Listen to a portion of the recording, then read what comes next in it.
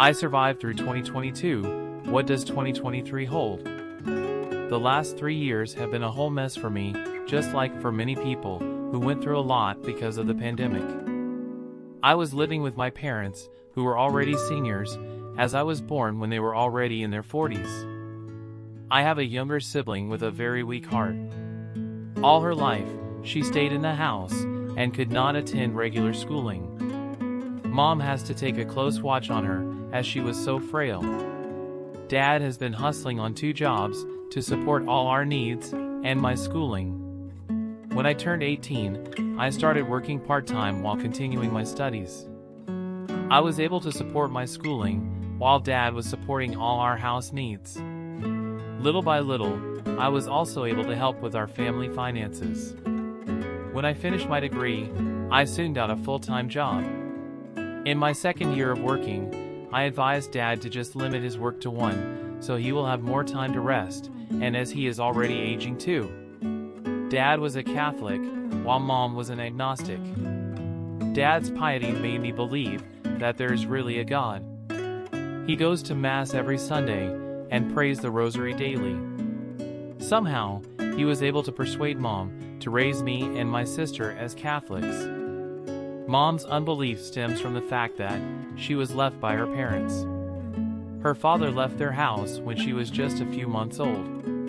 Her mother left her in a park when she was 5 years old. She was brought into an orphanage where she was maltreated secretly by a staff. That staff favored all other children, and for some reason, she was always singled out not to be treated fairly. She was brought into different foster homes several times until a childless couple adopted her when she was already 8 years old. The couple turned out to be insincere. It turned out they adopted her to show other people how good they are. They treat her differently when there were just the 3 of them. As time goes by, they become harsh on her. When she became a teenager, she was already doing all the household chores. She was also pushed to study hard and to bring honor to her adoptive parents. Her friends were her only comfort, but she could not tell them everything that she is going through at home. She was acting around them as if nothing is wrong in the house. She looked forward to going to college, since she will be away from home and will be staying in the boarding school. Unfortunately, in college, she also encountered mean girls who made her life in the boarding school miserable. She felt her life is full of thorns, of people who made her life difficult and unbearable, people who do not love her nor treat her as a real person. These events in her life made her question the existence of a loving God. Why she does not see God in the people she meets along in her life. On the other hand, Dad was raised by Catholic parents and grandparents. Sunday Mass is a must for them, and his grandparents taught him to pray the Rosary. They taught him the story of Our Lady Mary, Mediatrix of all grace. They love her and were devoted to her. The families of both grandparents kept the faith and somehow passed it on to the younger generations. This is the reason why we have a small statue of the Mediatrix in our house. My parents have been working for some years in the same company when they were introduced to each other by coworkers who tried to match them and succeeded. They got married after 2 years of engagement. Mom agreed to be married in the Catholic Church, with the condition that Dad will not try to convert her to believe in the God that he believes in. For many years they were childless, which also gave Mom more emotional pain. But Dad did not give up. He continued to be faithful, attending Sunday Mass and praying the Rosary. Mom was 45 years old when she bore me. Even though she waited for me for so long, she told me, when I got a little older, that she had a hard time being a mom, as she does not have a good example of a good mom. Her emotion is so stiff, I felt a distance between us since my younger years.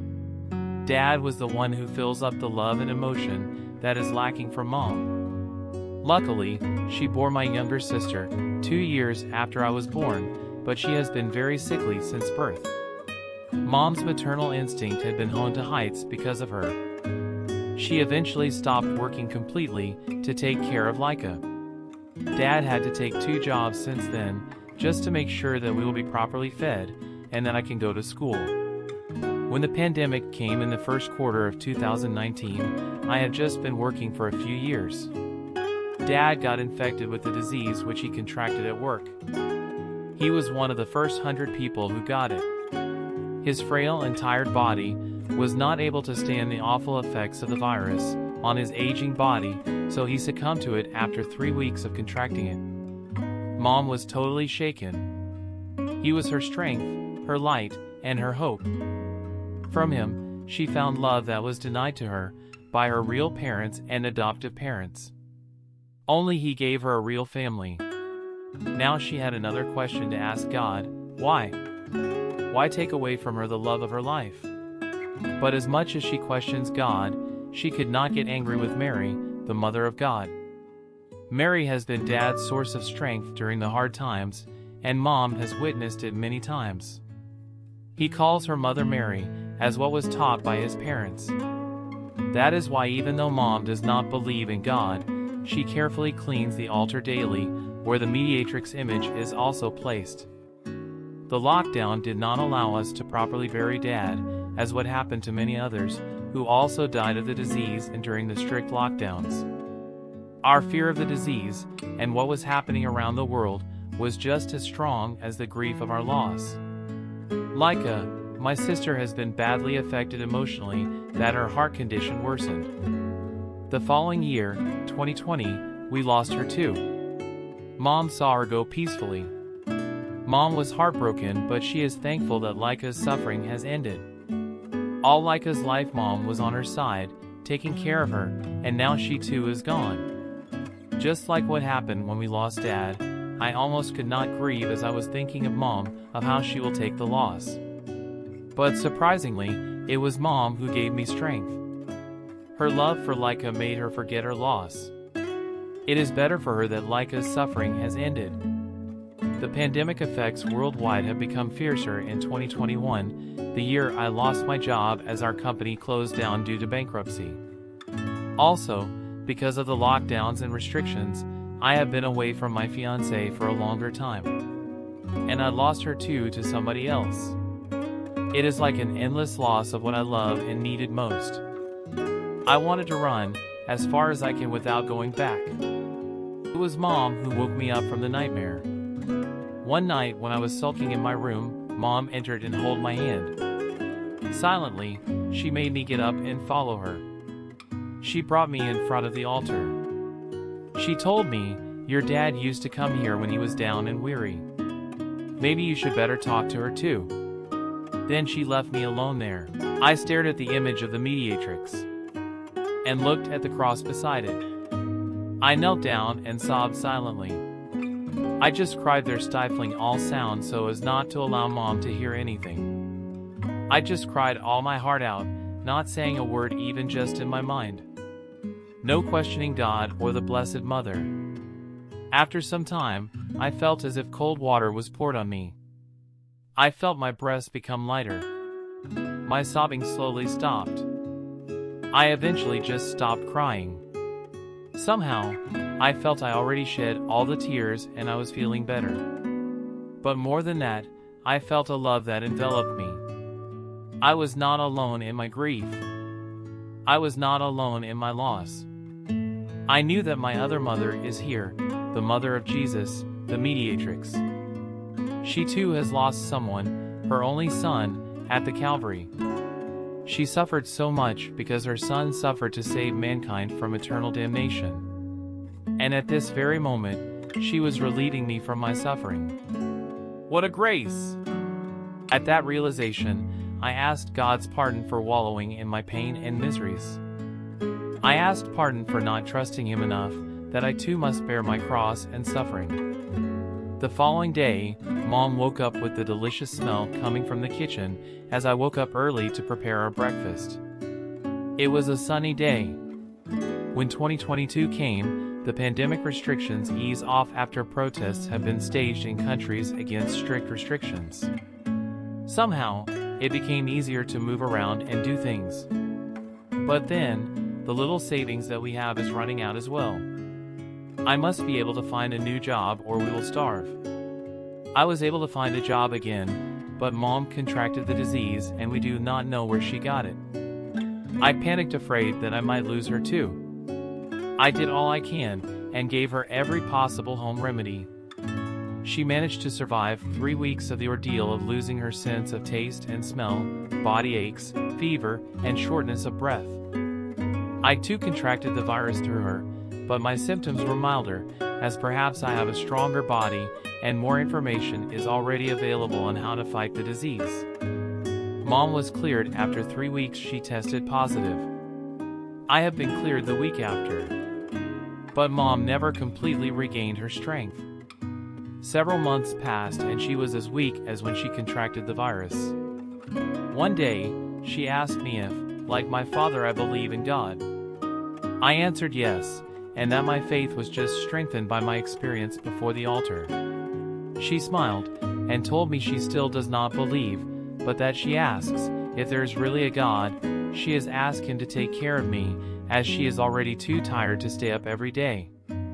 Her words bothered me, but somehow, I see a flicker of faith in those words. Her motherly love is compelling her to entrust me to the God of my father. She then asked me to bring her before the altar. She told me, when I am gone and you feel down and low, come here and pray again. Here is your other mother. I am entrusting you to her, as I feel I might not be able to stay around for long. With that, I could not utter a word. I was surprised by the faith she was showing me, but at the same time, I got so afraid to lose her too any time now. I embraced her, and tears fell from our eyes. We both cried silently. I prayed to God, and thanked him for that flicker of faith he gave my mom. I thanked Mama Mary Mediatrix for the trust Mom has in her. That must have been Mom's raft now from the abyss of unbelief. But I also begged for a longer time with her. Several weeks passed, and Mom asked to see a priest. The priest and I saw how slowly and peacefully Mom go. I cried, but somehow happy that Mom came to believe in God at her last hour. We had a proper burial for Mom. When I went back to the house, I feel empty and sad, knowing that this time I am completely alone. I stood before the altar. I feel I do not have any more tears to shed. The pain and loneliness are just as strong as my thankfulness to God for bringing my mom to the faith at the last minute. I know it will be hard to be alone, but I know I will survive because Mom is just close to him and she will bother him now and then for my sake. I had so much pain this 2022, more than any other year, as this is when a part of me died with my mom. The year is about to end, and it will be a new start of being completely alone. I do not know what the future holds for me, but I am looking forward to it, not with fear but with hope, as I knew 3 angels are praying for me up there. There was a knock at my door. I went and opened it. It was the new neighbor next door, who just moved a few days ago. She asked if I could somehow help her, as she got some plumbing problems in the house. She already called the house owner and a plumber who could only arrive after 2 hours. I looked at her and decided life must go on anyway. Thank you for listening to my story. May the flicker of trust and faith in God keep us going in this life. Do not forget to hit subscribe and the notification bell so that you will be notified of future stories. God bless.